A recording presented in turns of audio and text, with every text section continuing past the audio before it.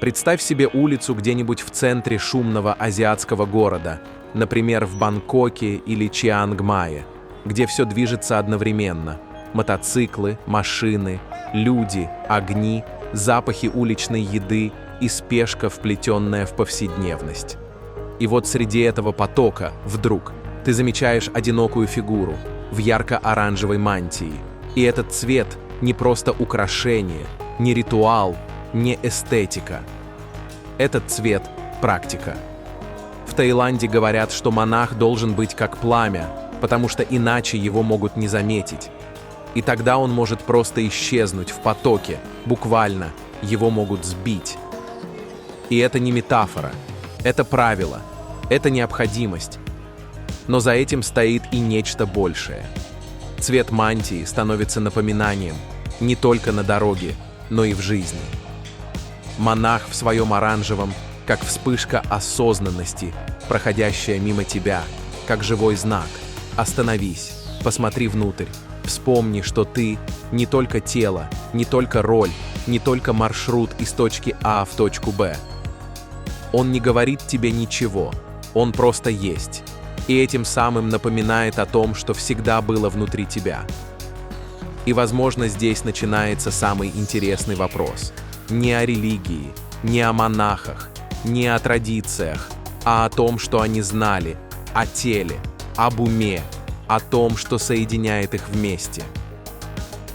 В этом видео речь пойдет не о медитации, не о ритуалах и не о духовной философии, а о реальных телесных и ментальных практиках, которые применялись веками и которые буквально, без преувеличения, влияют на продолжительность жизни, на способность мозга к восстановлению, на то, как быстро или медленно стареет тело, на то, как нервная система обучается, перенастраивается, и как с помощью внимания, дыхания и определенного типа покоя можно влиять не только на самочувствие, но и на то, как ты проживаешь свою жизнь, из напряжения или из глубины.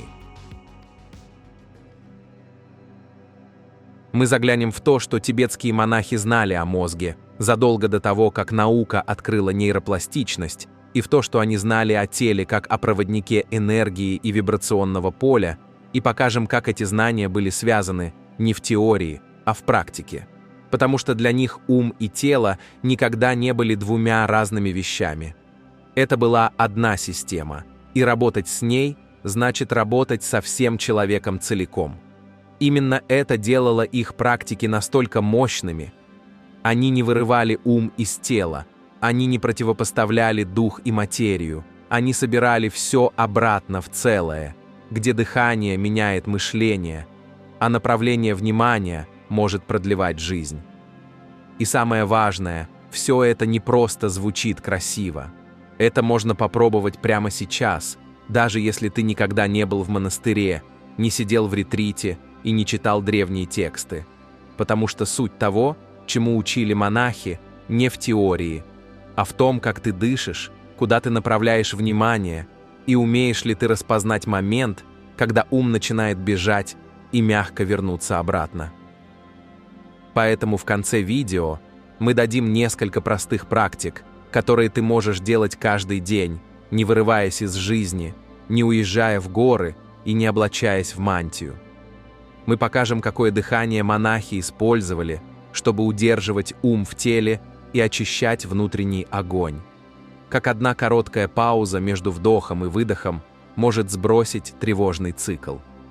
Как простое движение внимания вниз в живот способно вернуть устойчивость и сексуальную энергию всего в течение 20 секунд.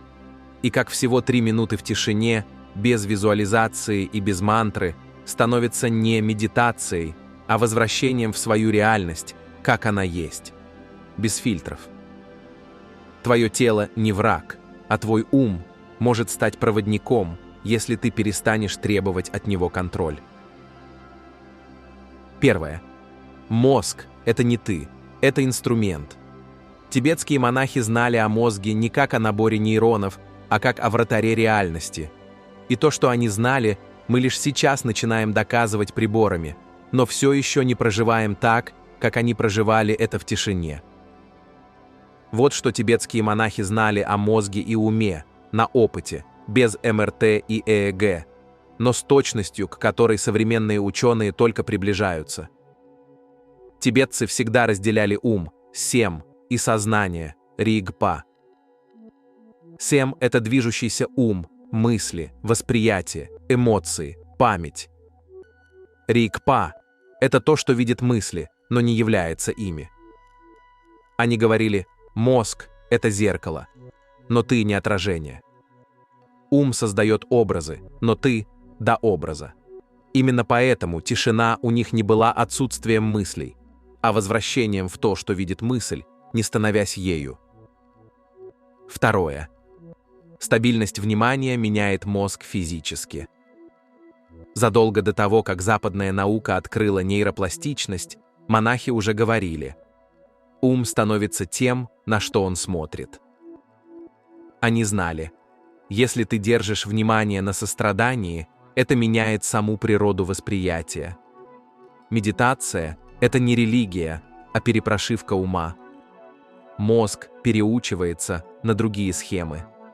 Замедляется внутренний диалог, активируются зоны префронтальной коры, ослабляется реактивность миндалины, как позже покажут исследования внимания и медитации в нейронауке. Именно поэтому монахи могут сидеть в покое часами не как подвиг, а потому что их мозг буквально настроен на частоту присутствия. Третье. Мысль равно энергия. Эмоция равно движение энергии. Тибетцы видели каждую мысль как тонкий импульс в теле. Не философски, а телесно. Они чувствовали, как вибрация ума порождает напряжение в теле. И наоборот, расслабление тела помогало остановить циклы мысли. В практике дзогчен, например, говорится: когда ты видишь мысль, не трогая ее, она уходит как облако, потому что мысль не враг, а просто ветер. И если не хватать его, он рассеивается. Четвертое. Есть чистый ум за пределами мозга. Главное знание – истинное сознание не зависит от мозга. Тибетцы называли это осознавание без объекта. То, что остается, даже если тело спит, даже если ум остановлен. В тибетской книге мертвых описывается, как сознание остается ясным после смерти мозга, и современная наука уже задевает это краем. Случаи ясного осознания при клинической смерти описываются в медицине все чаще, и интерпретации могут различаться. Они говорили: если ты в жизни научился узнавать чистое «я есть», ты не потеряешь себя даже в смерти. А мы думаем, что смерть – это конец сигнала. А на самом деле она выход за пределы приемника. Пятое. Наблюдатель меняет саму реальность. Тибетцы не говорили «квантовый наблюдатель», но знали: то, как ты смотришь, меняет то, что ты видишь. Они на опыте чувствовали: если ты смотришь на боль с принятием, она меняет свое качество. Если ты смотришь на страх как на волну, а не как на врага, то он растворяется. Они знали: мозг лишь повторяет то, что ты в него вложил. А если ты вложишь туда тишину, ясность и чистое присутствие, он перестроится сам. И главное, мозг не главный, а ум не финал. Они всего лишь инструменты.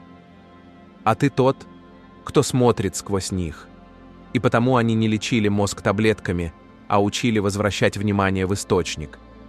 И там, где западная психология борется с тревогой, тибетский монах садится в тишину и дышит сквозь «я». Тело. В теле тибетцы видели не просто сосуд для ума, а алхимическую лабораторию пробуждения. И действительно, есть несколько телесных практик, которые они использовали столетиями для продления жизни, трансформации энергии и удержания осознанности в теле даже в момент смерти. И лишь сейчас наука начинает признавать, это не просто эзотерика, а очень точная биофизика, просто описанное другими словами. Итак, вот 4 ключевые телесные практики, которые тибетцы знали задолго до науки. Их может делать каждый, в любом возрасте, без подготовки, без позы и спецодежды. Они взяты из традиций, наработанных веками, но изложены без мистики. Главное — повторять их не один раз для галочки, а с вниманием, как если бы ты прислушивался к собственной жизни в моменте. Это не про достижение, а про включение себя в себе. Практика 1. Дыхание как огонь. Энергетический вдох из живота. Это дыхание не для расслабления. Оно пробуждает. Когда ты устал, расфокусирован, чувствуешь, что распался на части. Сядь спокойно или встань с прямой спиной. Положи одну руку на живот, вторую — на грудь. И сделай медленный вдох через нос так, чтобы поднималась только нижняя рука, а грудь оставалась на месте. Задержи дыхание на 2-3 секунды, как будто собираешь тепло в центре. А потом выдохни через рот. Медленно, чуть длиннее, чем вдох. И представь, что с выдохом ты сбрасываешь тусклую, устаревшую энергию и одновременно открываешь путь новому потоку. Сделай так 7 раз подряд, осознавая, как живот становится центром силы, а не напряжения. Это не визуализация. Это настройка нервной системы и энергетического центра. Что это дает? Восстанавливает тонус и выносливость, активирует диафрагму и блуждающий нерв, очищает застой в нижнем дантяне, или по-другому в животе, где живет первая жизненная батарея, снимает перегрев в голове и возвращает внимание в тело. Практика 2. Пауза после выдоха, возвращение в ноль. Если в течение дня ты чувствуешь перегрузку, тревожность, суету, не пытайся успокоиться, просто сделай один осознанный цикл дыхания. Выдохни не резко, а мягко, как будто отпускаешь что-то. И когда весь воздух вышел, не спеши вдыхать снова, остановись. Побудь 3-4 секунды в тишине между дыханиями. Такая пауза — это не пустота, это вход в ноль, момент, когда тело не требует, ум не контролирует, а ты просто присутствуешь в тишине. А потом вдохни снова, мягко, через нос. И не пытайся удержать тишину, которую ты почувствовал. Просто дай ей быть. Что это дает? Отключает внутреннего бегуна, сбрасывает тревожный цикл, переводит систему из симпатического возбуждения в парасимпатическую глубину и создает эффект, похожий на перезагрузку, который невозможно достичь даже с кофе или сном. Эта практика работает почти мгновенно, и в этом ее сила. Она не требует много времени, она работает как точечный сброс напряжения, как возврат в ноль. Оптимально можно делать 3-5 таких циклов подряд, что займет менее 1 минуты и создает устойчивую волну сброса. Максимум, если ты хочешь войти глубже, например, вечером или в тишине, делай 5-10 минут, просто повторяя цикл. Выдох, пауза 3-5 секунд, вдох, наблюдение, снова. Как это можно встроить в свой день?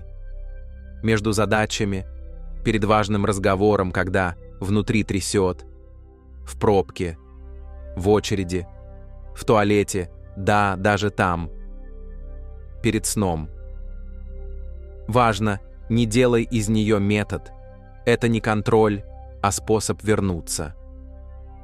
Ты просто позволяешь себе остановиться и дать телу, уму и вниманию встретиться в одной точке. Практика 3. Переход в тело через ладони и стопы. Иногда тело ощущается тяжелым, не потому что оно действительно устало, а потому что внимание давно находится где-то вовне.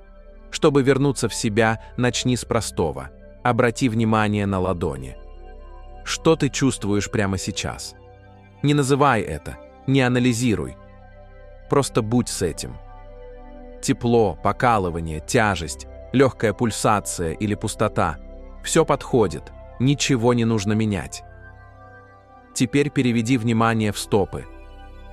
Почувствуй, как они соприкасаются с поверхностью. Где опора сильнее? Где давление чуть глубже? Просто замечай, без напряжения. А затем попробуй удерживать внимание одновременно в ладонях и в стопах. 20-30 секунд достаточно, чтобы включилось другое восприятие. И в этот момент добавь дыхание. Сделай медленный вдох через нос, будто ты вдыхаешь внутрь тела, в свои ладони и стопы. А потом мягкий выдох через рот или нос, без усилия. И снова вдох, вниманием вниз. Выдох с ощущением заземления. Это дыхание не контролируется, оно просто сопровождает тебя, как якорь. Почувствуй, как тело будто собирается в одну точку, и вместе с ним собирается внимание. Так ты вошел в тело, а это ключ ко всему. Что это дает? Возвращает в здесь и сейчас без усилий, создает заземление, снимает скачки напряжения, стабилизирует дыхание и сердечный ритм, усиливает ясность и ощущение собранности, как будто ты собрался в точку. Эту практику ты можешь делать столько, сколько нужно, от 1 минуты до 5-7 минут, в зависимости от ситуации и состояния. 30 секунд, 1 минута уже достаточно, чтобы внимание опустилось в тело и переключилось с умственного шума на телесное ощущение. Это хорошо работает в повседневных ситуациях, когда нужно быстро восстановиться, перезагрузиться или собраться. 3-5 минут – это уже полноценная короткая практика, особенно если ты дышишь осознанно и удерживаешь внимание одновременно в ладонях и стопах. За это время нервная система успевает среагировать, дыхание стабилизируется и появляется ощущение тишины изнутри. Если чувствуешь отклик, можно делать до 10 минут, углубляя внимание, добавляя мягкое дыхание и постепенно отпуская мыслительную активность. Это может быть похоже на легкую медитацию стоя, сидя или даже в движении. Ключ не во времени, а во внимании. Лучше 1 минута с полным присутствием, чем 10 на автомате. Слушай тело. Оно само подскажет, когда ты вернулся. Практика 4. Управление жизненной семенной энергией без подавления, но с осознанием. Это, пожалуй, одна из самых недооцененных практик, не потому, что она сложная, а потому, что современное мышление либо стесняется ее, либо упрощает до морализаторства, хотя на самом деле это одна из самых тонких и мощных техник управления жизненной энергией, которая присутствует и в тантре, и в ануттара-йоге, и в тибетской традиции дзогчен, и даже в даосских школах, работающих с энергией цин. Практика подходит и мужчинам, и женщинам. Делайте мягко, без насилия над телом. Уважайте свои границы, потому что здесь речь не про запрет, а про знакомство с собой на глубоком уровне. Суть ее не в подавлении и не в отказе, а в узнании того, что сексуальная энергия – это не просто инстинкт, а концентрированная форма сознания в теле. Это не топливо, которое нужно израсходовать, а ток, который можно либо сливать вниз и наружу, либо перенаправлять к сердцу, к мозгу, к макушке, к источнику ясности и творения. Мужчинам знакомо состояние, когда после потери приходит усталость, пустота, спад. Женщины чувствуют это как эмоциональное рассыпание, потерю тонуса, внутреннее опустошение. И это не про вину, это просто факт энергетики. А вот что важно, в любой момент, даже без партнера, даже вне возбуждения, даже в тишине, ты можешь собрать эту энергию внутрь и направить ее по нужному маршруту. Представь, что ты вдыхаешь жар из таза, собираешь в животе, и затем выдыхаешь через позвоночник вверх, в область между лопаток, в сердце, в затылок, в макушку. Ты не напрягаешься, ты просто перенаправляешь внимание. И тело само начинает ощущать восходящий ток. Ты делаешь медленный вдох. На вдохе чувствуешь жар, живость, силу.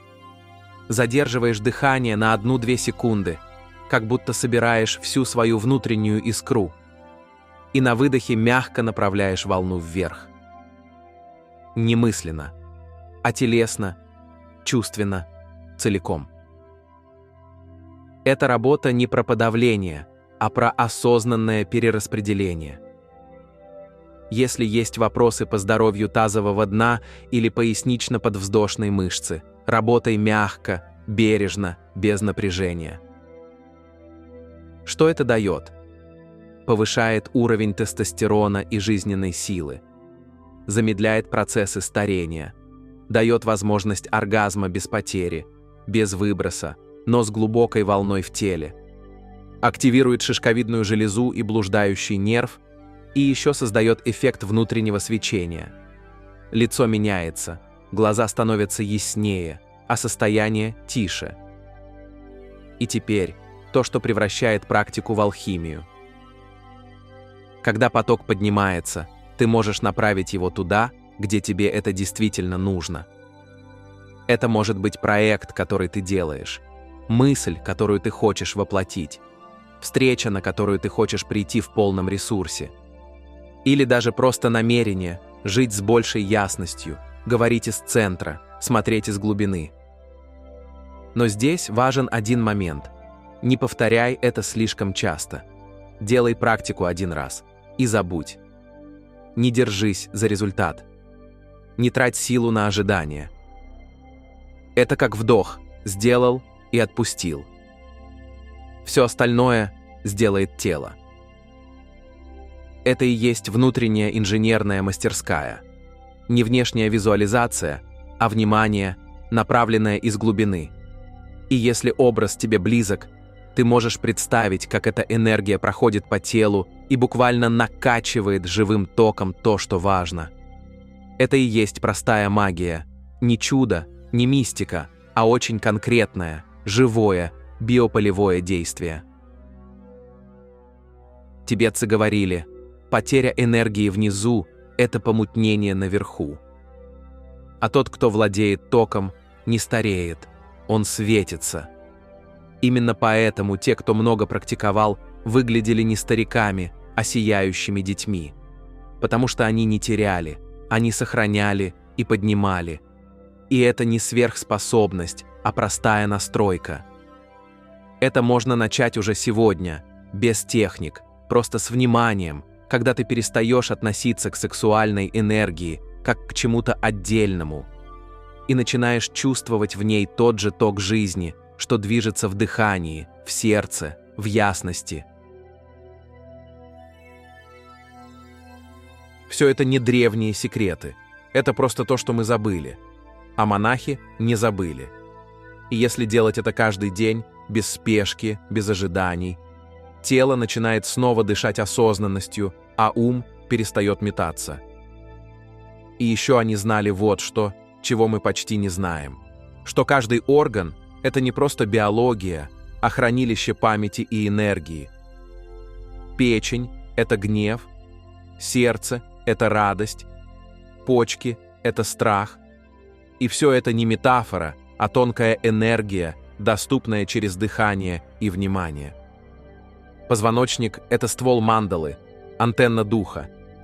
Все каналы пересекаются в нем. Прямая осанка – это не просто дисциплина, а прямое подключение к центральному каналу, как к оптоволокну. Дыхание – это не просто кислород, а носитель сознания. Как ты дышишь, так ты живешь. И через дыхание можно перепрошить любую реакцию. Тибетцы не лечили тело отдельно от духа.